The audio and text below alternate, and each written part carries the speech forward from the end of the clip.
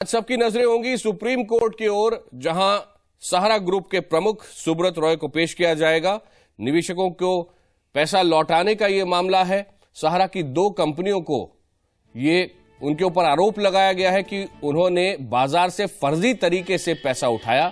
आरोप यह भी है कि सहारा ये भी नहीं बता पा रहे कि आखिर इतनी बड़ी रकम, लगभग 24,000 करोड़ रुपए से ज्यादा की रकम है किसकी। जी मीडिया संवाददाता महेश गुप्ता इस वक्त हमारे साथ हैं सुप्रीम कोर्ट से। महेश, ये बताएं कि लंबे समय से ये मांग चल रही थी कि सुब्रत रॉय सहारा को कोर्ट में बुलाया जाए। सुप्रीम कोर्ट ने इसके लिए आदेश भी दे दिया। आखिरकार पुलिस उनको गिरफ्तार कर चुकी है। उसके बाद आज उन्हें पेश करना है कोर्ट में। आज क्या होना है? देखिए, क्योंकि उसमें आज को अदालत में उनकी पेशी है। एक मैं बात एक साफ करना चाहूँगा कि ये उनका क्रिमिनल मामला नहीं है, वो इसमें एक्यूज नहीं है। ये जो पैसे का लेन देन है सिविल मामला होता है और ये पुलिस कस्टडी में है, पुलिस रिमांड पे भी नहीं है, क्योंकि ये एक्यूज नहीं है। तो पिछली डेट पे कोर्ट ने इनको कहा था कि भाई अब अदालत में पेश हो। उसकी वजह ये थी कि पिछले पौने 2 सालों के अंदर सुप्रीम कोर्ट में जब भी हियरिंग होती थी तो जो इनके वकील जो भी अपना पक्ष रखते थे वो पक्ष डावाडोल रहता था और अगली तारीख पे वो पक्ष उनका उड़ जाता था, यानी कि उनकी बातें झूठी साबित होती थी। तो और अदालत ने 2 बार इनको आदेश भी दिया था कि आप जो है पैसा जमा कर दें। तो ये 19,000 करोड़ रुपए था, जो ब्याज लग के 24,000 करोड़ रुपए हो गया, जिसमें इन्होंने 5,120 करोड़ के आसपास जमा किया। तो इसमें यह भी इशू था कि आपने जो 5,120 करोड़ जो निवेशकों का लौटाने का मामला था कि वो आप ये पैसा कहां से लाए। बाकी था कि ब्याज लग के जो 19,000 करोड़ रुपए बैलेंस था वो सेबी को देना था। उसके बदले में ना कोर्ट के आदेश पे इन्होंने प्रॉपर्टी के कागज रखे।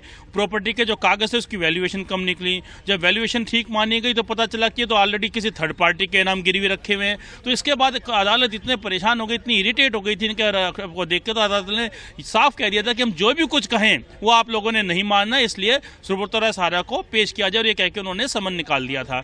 समन पर सिर्फ उनकी पेशी होती, जैसे कि 3 डायरेक्टर आए थे और जज जो हैं और जो पेशी होती जिनकी उनकी तरफ देखते भी नहीं है, सिर्फ अटेंडेंस मार्क करके वो वकीलों से ही बात करते हैं और बात आगे आर्गुमेंट शुरू हो जाता है और बात खत्म हो जाती है। क्योंकि ये सुप्रीम कोर्ट के आदेश के बाद भी नहीं आए, सुप्रीम कोर्ट नाराज हो गया, तो इनका ये वारंट निकला, गिरफ्तारी वारंट। तो आज इनकी अदालत में पेशी होगी। संक्षेप में एक बात और बताइए, तो आप जो बिल्कुल साफ तौर पे कह रहे हैं कि अक्यूज के तौर पे तो सुब्रत रॉय सहारा को बुलाने नहीं गया है, तो फिर किस हैसियत में उनसे बुलाया गया है और किस तरह के सवालों के जवाब सुप्रीम कोर्ट आज उनसे चाहेगा?